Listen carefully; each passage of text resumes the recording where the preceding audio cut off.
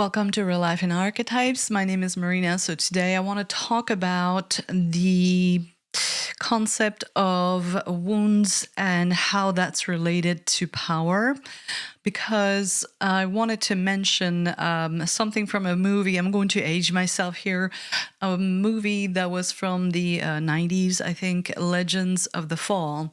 And I haven't watched it recently, but I was remembering a concept that I really love about how to explain, the desire for power, empowerment, how it's related to wounds, the need for transformation, how it can impact, the way that we want to have an impact in the world, and power dynamics. So the movie Legends of the Fall is about a family and it's a really beautiful movie. It's very emotional. That's why it's hard for me to watch again. And I think I've watched it only twice, so I will watch it again sometime, but it makes me very deeply emotional, so it's a little hard for me to just go there. But there's the story, the main character is Tristan, who is played by Brad Pitt.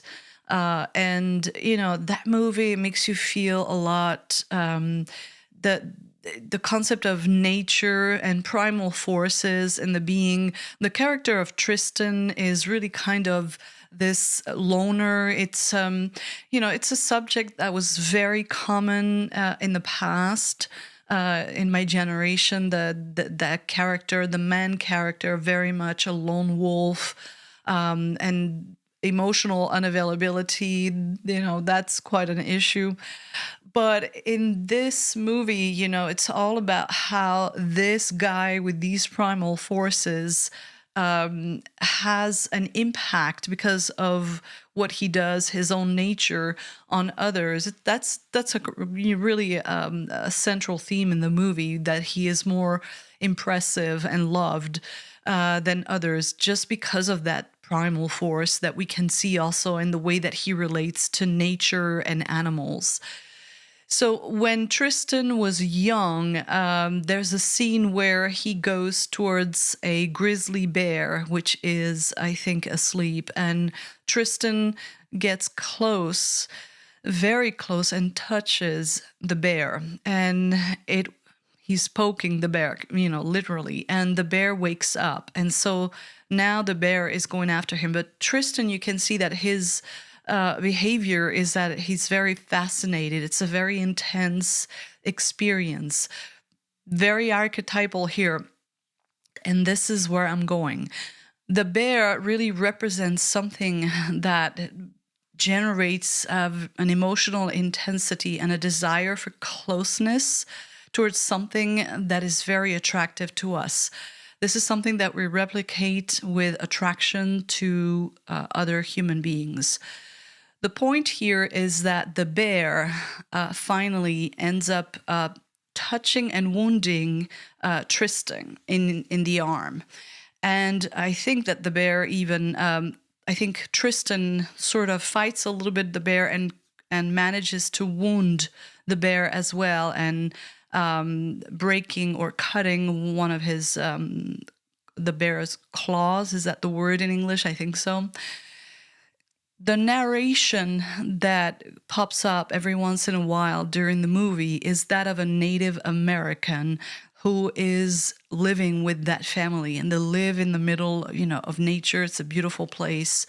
And it's a very wonderful way of relating the story to the mythology of Native Americans and just mythology in general, the symbology of our behavior. This is very much what I love about mythology and archetypes. It's just about telling the story of the human experience. And the narrator, at some point, he says that when an animal and a human being share blood, they spill blood together, they are united in spirit. It's like the spirit of the animal penetrates the wounded human being. So that's a very beautiful reference and mythological metaphor, I guess. I don't know how else to call it. to really refer to where our wounds lie. So if you think about, this is such a complex subject to talk about, but it is related to the shadow archetype Scorpio in the Zodiac. This is an archetype that is going to deal with the nature of our desires for things we don't have, either materially or capacities, and the desire for power as a result of that. So, and we're going to be attracted to get closer very intimately. And it's a behavior that is sexualized as well. That's why it's very relevant to intimate relationships. That we're going to get close to people who have something that we don't have, so that we're going to acquire that power ourselves. The problem is that, relationships, they have their difficult dynamics. The whole point is when you listen to this reference about how blood that is spilled creates like a union, the penetration of one into the other. This is, a good metaphor for the intimacy that happens with human beings, and that the fight, the conflicts that we have in relationship dynamics really are as a result of that desire for power, of something that others have. We're going to look at others and either create an enemy because they have something that we don't, and it's going to generate a desire to destroy them. We're not often conscious of it. It depends on the person, depends on how our archetypes are combined, but it relates to the misuse of power and the desire for things. Okay, it's a very intense desire. There's another kind of desire, and that relates to, in the zodiac, the opposite sign of Scorpio, which is Taurus. In my archetype system, I call it the natural self, and it is the one that wants you to really look at what it is that you truly value, that feels more natural to you, more related to your nature. And that's going to give you, it's asking you to really to shift your focus from only looking at, money, reference of money, and look at what is behind all that, what it is that has actual value for you, and to not just think in terms of money. You can apply that, for example, when you're in an activity from the hero's perspective, which is the first archetype. The hero, what it wants is for you to really listen to the mission of the hero, which is do something that truly motivates you and that you love. So what happens in our lives, in our normal lives, is that what we're going to do is an expenditure of a lot of energy and not necessarily pay attention to this primary order of things, which should be going for something that we actually love. That's not the life of most people. Most people, we just have to live a life going through the motions. And that's why the hero represents a crisis of identity. It is the first archetype. It's like it's telling you, hey, first look at this. You need to find something to love. And the battle of the hero is that you have the entire world as an obstacle, because the world already exists. You're born into this world with some energy that is going to help you, fight against what has been predetermined for you to pursue. So the world is there, and it's going to tell you what it is that you're supposed to do, who you're supposed to become. And of course, that's going to generate desires. And those desires are going to be references, and those references will be given to you by the world. And in the archetype of the natural self, this is when we're going to feel more of a desire to be in harmony with nature. That's why when we have a lot of desire for nature, we have to pay attention to that, because that's the archetype of the natural self, really telling us, hey, you need to pay attention to your true nature, because that's what the hero says, the first archetype. The hero is going to say there's something in you. That nature is a seed. It's about the person that you're supposed to become.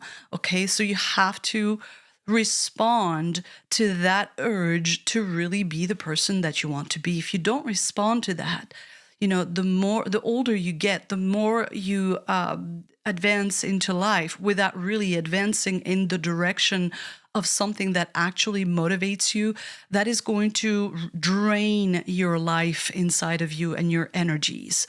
So that's why it's important to listen to archetypes and understand what they are actually, their function, what they're for. So the hero is the first one, top one, number one. What is it that truly motivates you? Now, you may not have the answer immediately, but the point is to go in that direction, because the hero's journey is really the adventure of life, which you can take as life as a whole, or you can reduce it to the smallest experience of a cycle of life, which is a day. And so, do you wake up and are you motivated? Is life motivating you? And are you pushing yourself also, which is an important aspect of the hero archetype? That's why it's called the hero. Do you have the courage to really push yourself and go towards the direction that really is calling you? And against that, the obstacle is, the world and all of the carrots that it has. That is always going to try to deviate you from this thing that you feel that you really actually want to do. So it depends on each person.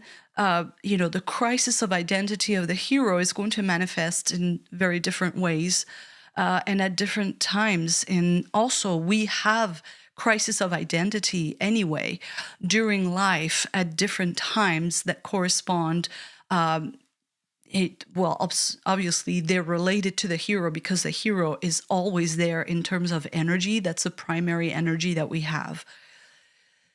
So I'm talking about the hero in order to go back to what I started with, because that energy of the hero, what it's telling you is that you're like a fighter against what the world is telling you that you're supposed to do. This is the real battle. What the world already exists. You're born into it.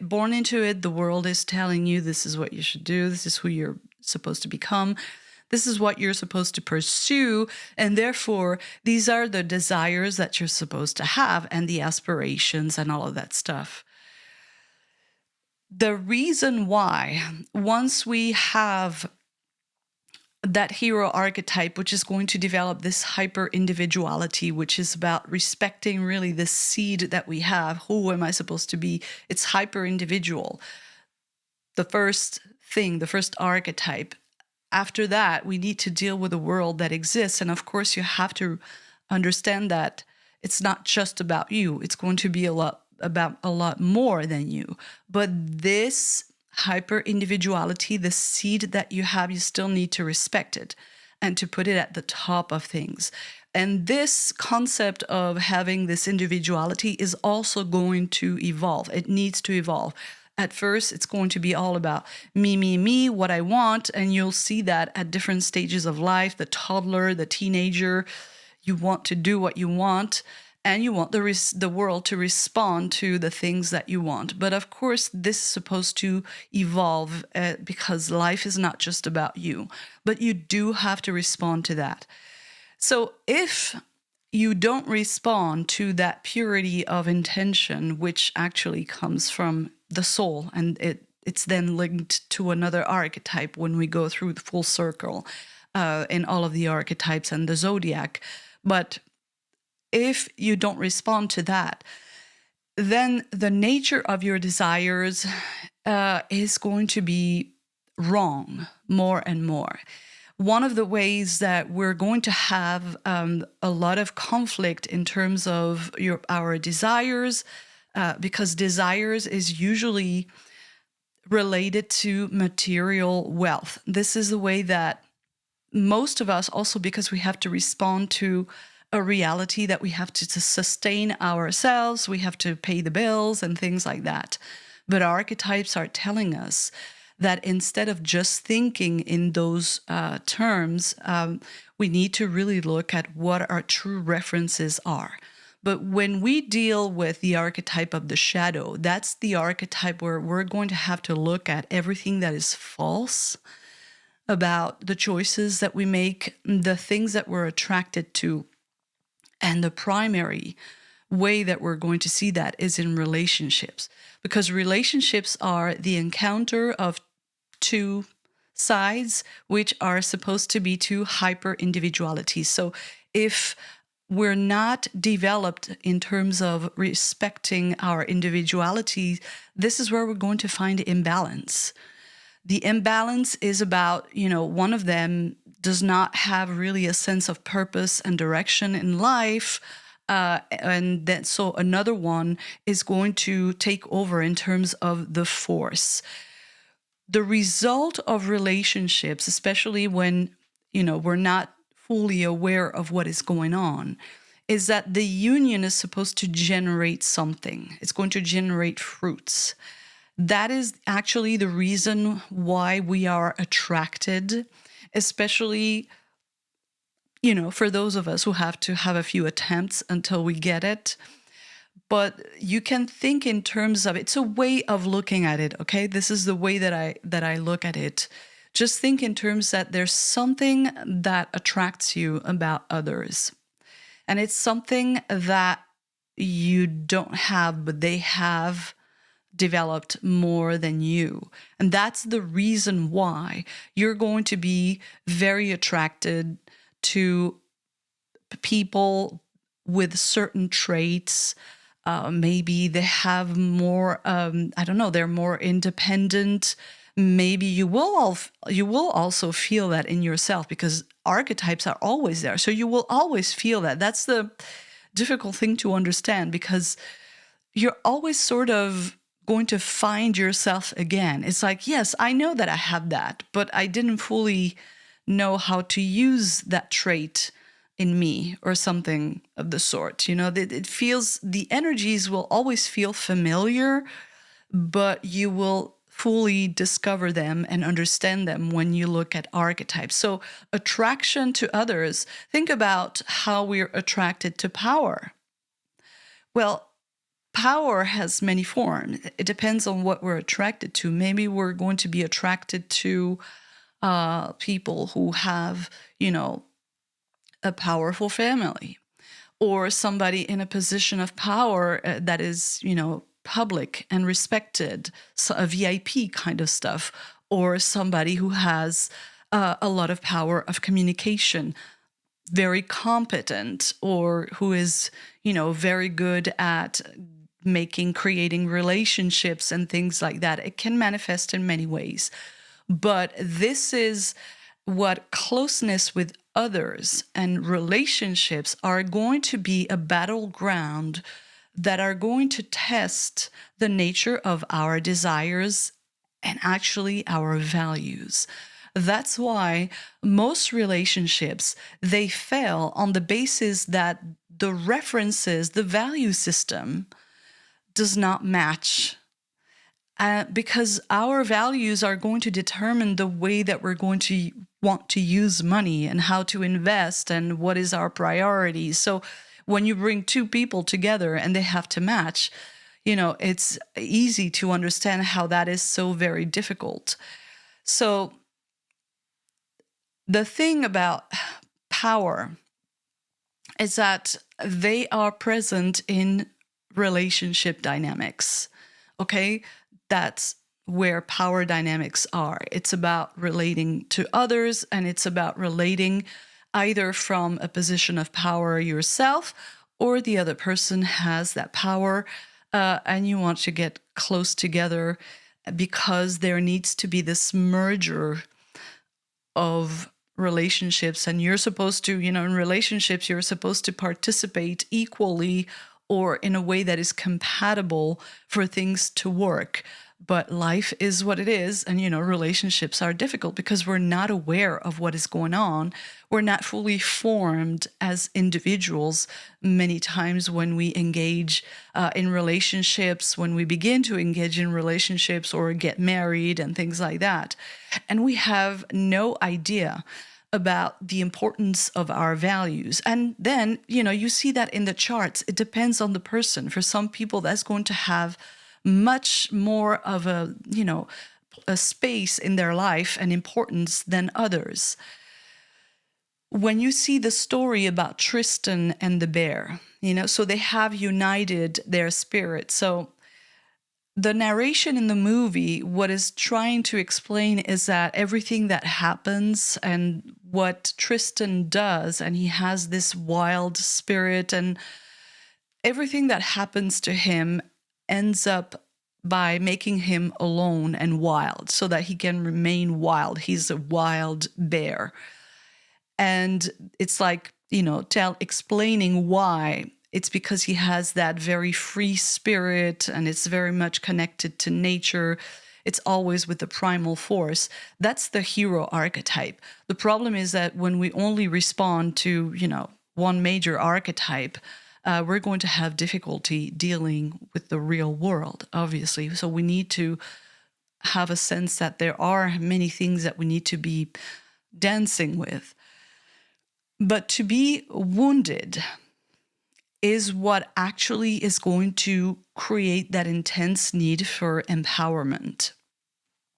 And I've made videos to talk about how empowerment is not the same as transformation. A lot of people will say, well, I've read this book, it changed my life. No, that's not how transformation works. Excuse me. So transformation is a profound process that takes a long time, and it is about how difficult situation in life where suddenly you have particularly issues of power dynamics, and you're going to feel your limits or your limitations or maybe abuse of your power over others. And it's going to become destructive or entrapping. And that's what is going to force you to reevaluate what it is that you truly value, what your references are. And again, for some people more than others. But the nature of, again, I'm speaking in terms, the nature, the references that we have, the nature of our values, it's about references we have. And the natural self is telling us that there's something that is very specific to the self, something that is sort of our natural element. And we have to make some decisions in terms of, for example, activities that we're going to engage in, such as, what we all do is work, basically, right? That we usually are going to make decisions based on, well, this is the money I'm going to get, so that's what I'm going to choose. Well, the natural self is going to tell you, hey, there's something more that you need to look at. That's going to, be first in order than just money. Because if we don't respond to that, and we have a lot of that archetype, we're not going to feel ever gratified or satisfied. The simple pleasures of being in your natural element and cultivating your own resources, which is going to make you more naturally fruitful and resourceful. So that's why it's opposite this other archetype, which is the shadow, the Scorpio, Taurus Scorpio, the natural self, the shadow. Because in the shadow, what we're going to need to look at is all of these references of what has value that are not actually ours.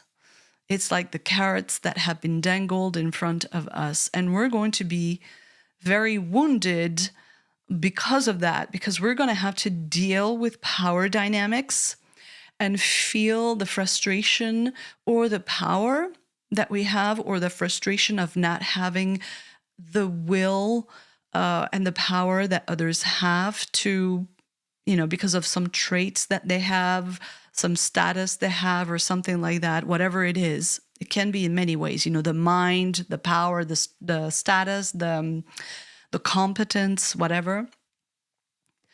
We're going to be attracted to these people. They're going to hurt us. We're going to hurt them. And the whole thing is a reevaluation of what we truly value. And this is about when we find ourselves in life trapped in our relationships because we don't have the same values. And suddenly we start to see the truth that we have been following this reference that actually is not in harmony with our true self. This generates a huge crisis and a need to really grow and evolve in a way that most people never do. So they remain stuck and they don't grow. And what happens is that what grows, because something is going to grow. What grows is the concept of the enemy. What grows is vulnerability, victimhood, the victim mentality, and things like that, because we're not responding to, first of all, the hero that is always trying to push you to develop yourself, to address a dimension of the experience, the human experience that requires you to have some level of strength and self-reliance, because only you can do certain things. And also, not everybody's going to be there to do things for you. You have to do some things yourself. And most of all, you need to figure out and go in a direction that is going to motivate you in a real way. And that's going to bring some positive energy for you to project, and your presence is going to bring more light into your world. So when you're dealing with power dynamics, you're going to be confronted with other people who have something that you don't. That generates the desire. If you don't evolve, and one way of manifesting that is empowerment, that you're going to empower yourself.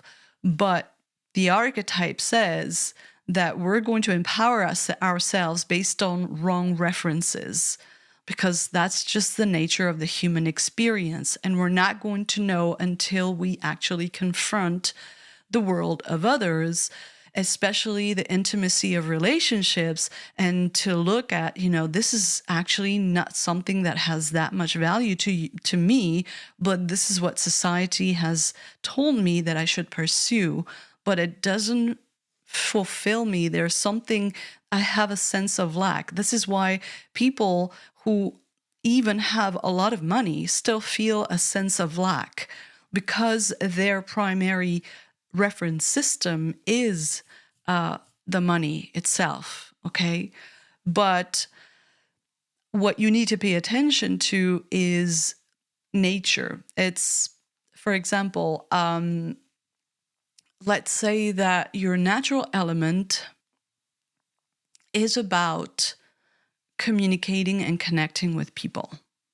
That's one of them, okay? And so in those experiences of, having a lot of variety of experiences and connecting with people, you're going to be more fruitful. But even if you do that in your activities, but the activity itself is not motivating, and maybe you're going to choose something that gives you money, and you're going to be very active, and there's going to be an abundance of communication and stuff like that, and variety, but it's not going to be fulfilling. There's going to be a sense of lack of being in your natural element. This is an incredibly important archetype, the natural self, because this is what is going to bring you stability and the true sense of abundance. And that is what is going to lead you to naturally generate more wealth in a more natural way, because you're going to understand what is your natural element. It's like, if you put a fish in the jungle. No, the fish needs to be in the water. That's their natural element. And this is where they're going to be naturally able to sustain themselves. When we don't pay attention to that, we're going to have a relationship with the material world and with money that is going to result always with, as a sense of lack. That's it. You feel a sense of lack. Even if you have a lot of money or are in contact with a lot of money, and you may lose it again and again because you haven't really established within yourself what your values really are. And your values in that archetype, it's really about what is it that you value so that you cultivate it in yourself, a talent. Basically, that archetype is really referring to, being naturally sustained is because you exploit your own resources, and that's your talent. You have a natural ability. So maybe you have a natural ability to connect with people and to network and to communicate and things like that.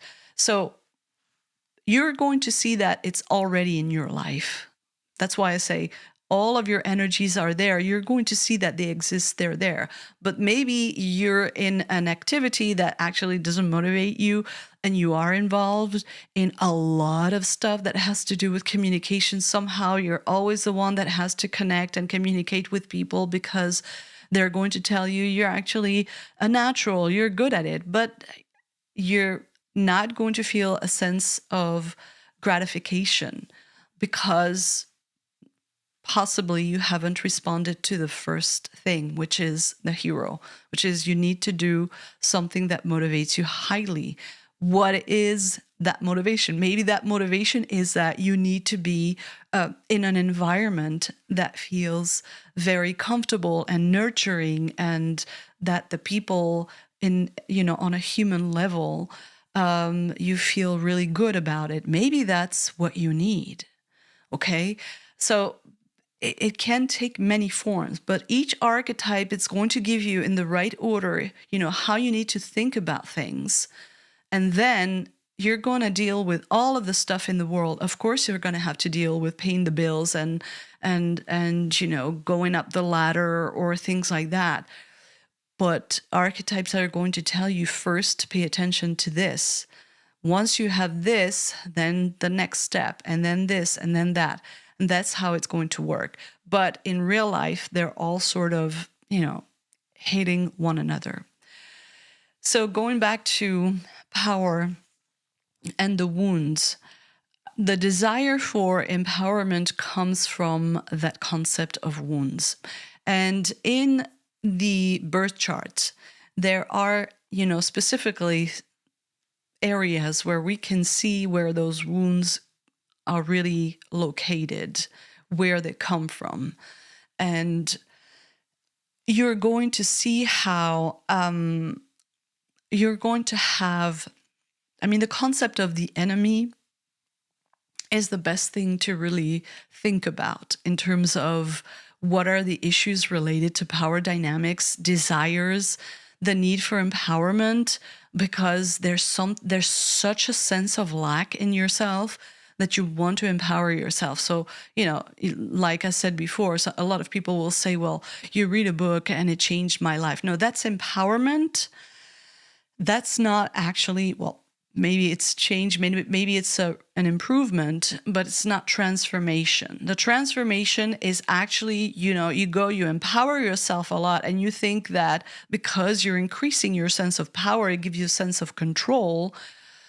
But then at some point, you're going to feel the entrapment and even the destruction either of the self or people around you, because you're going to increase your power a lot or misuse your power. Or on the other side of power dynamics, you're not actually responding, empowering yourself or evolving, and you're going to find yourself trapped as well and destroyed and wounded by the person who has that power that you actually are supposed to gain and absorb or steal. You see a lot of references of people, for example, movie directors who say, well, I watch a lot of movies and I stole that trick from that director in that movie. This is a completely normal thing to do.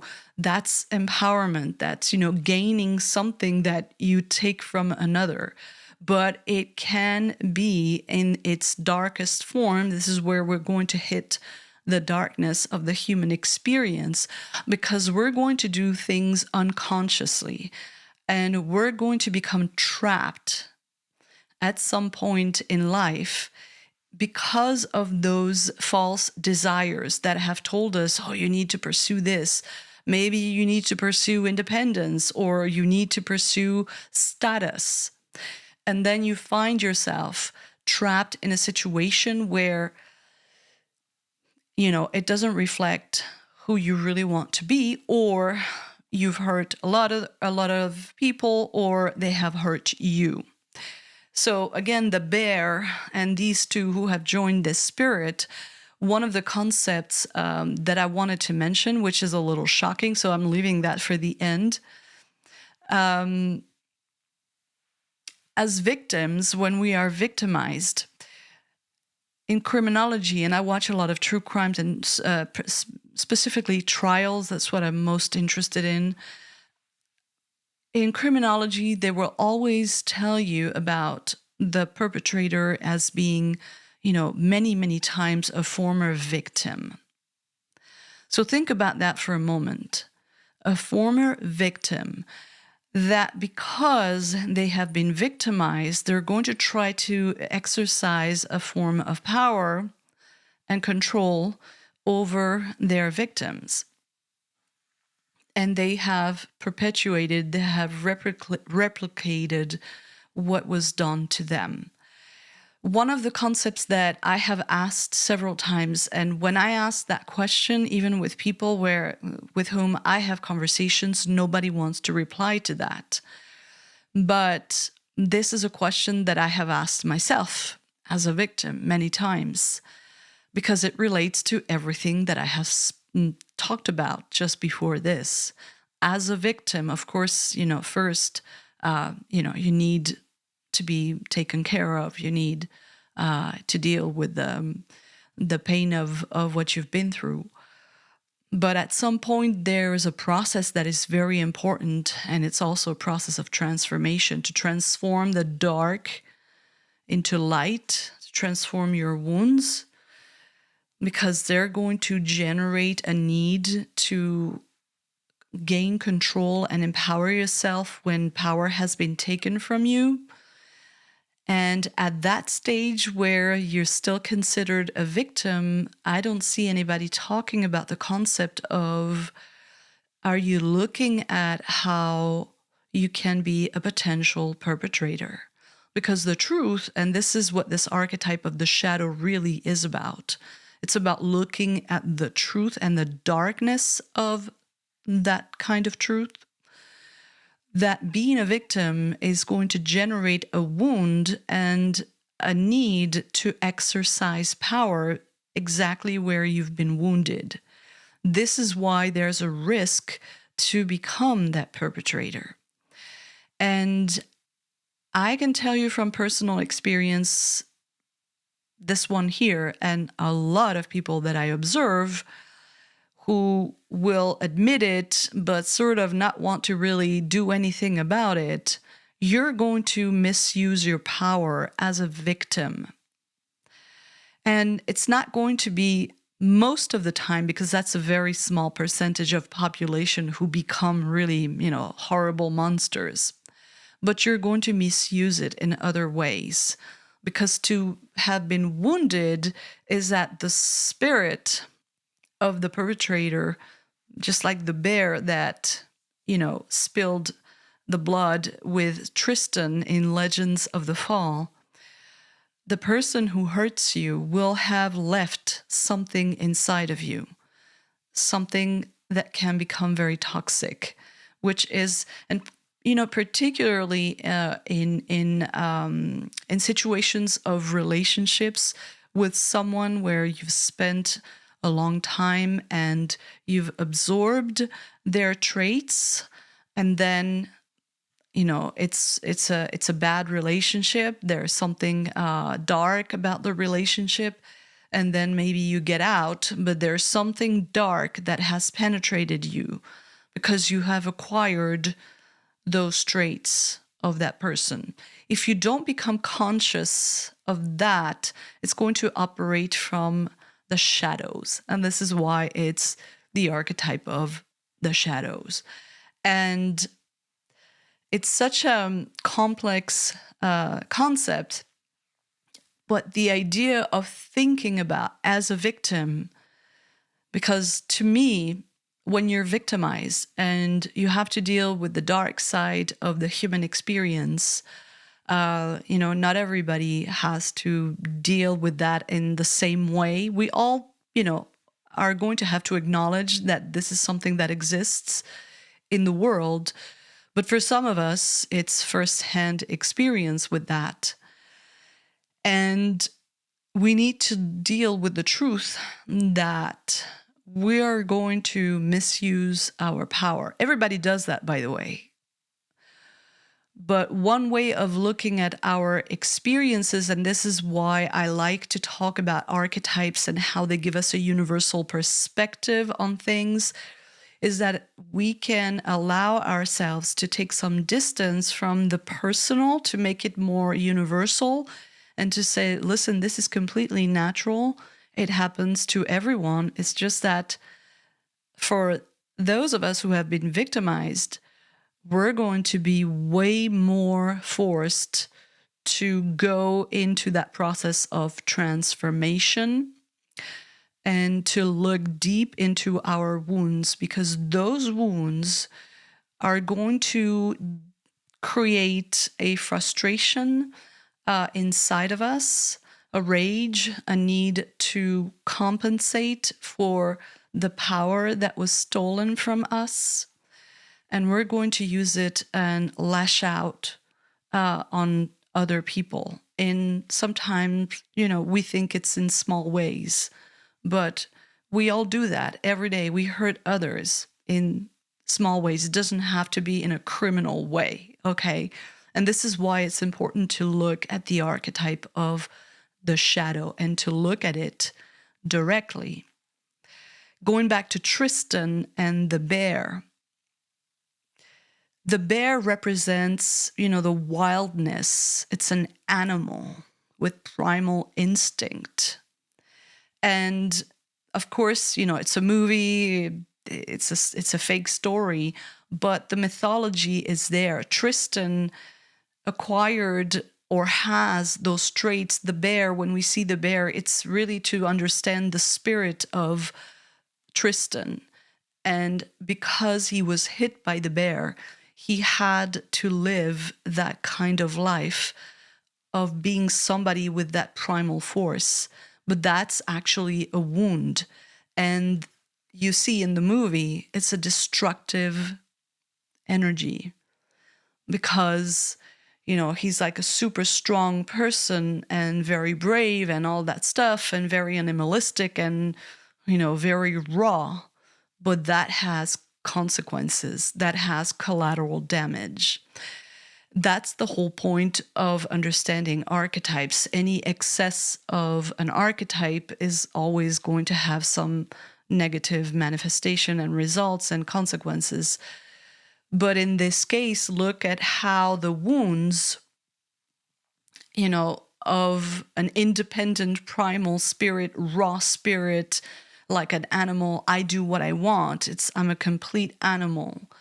That was the destiny of Tristan because he did not get past that. And even the tragedy of the story, I'm not going to spoil it completely for you, but you see in so many examples in life and in many movies, especially from, my time and my generation, the concept of the lone wolf. And the problem is that it's a person who cannot create and build anything with another person in relationships. And so it's going to limit the experience that you have in life. That's just it.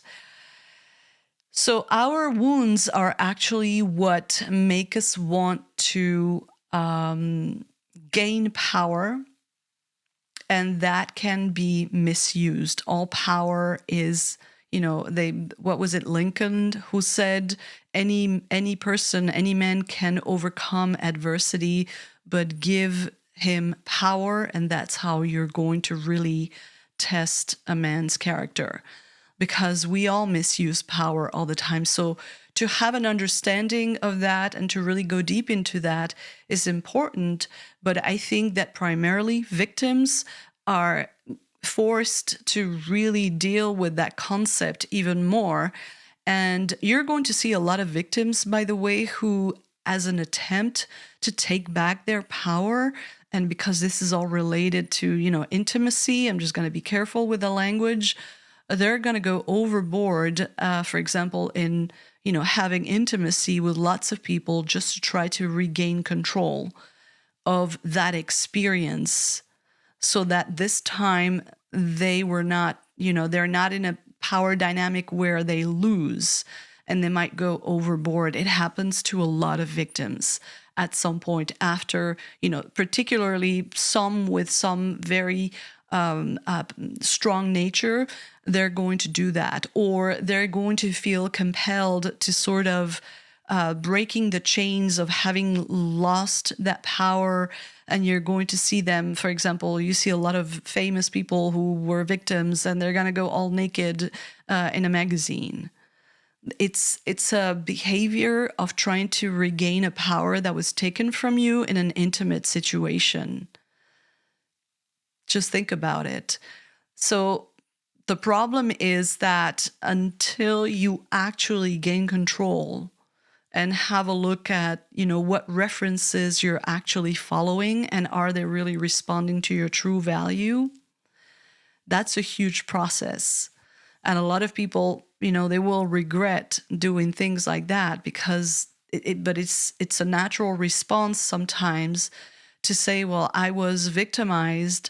And now it's like an attempt to gain control, because power dynamics is all about control.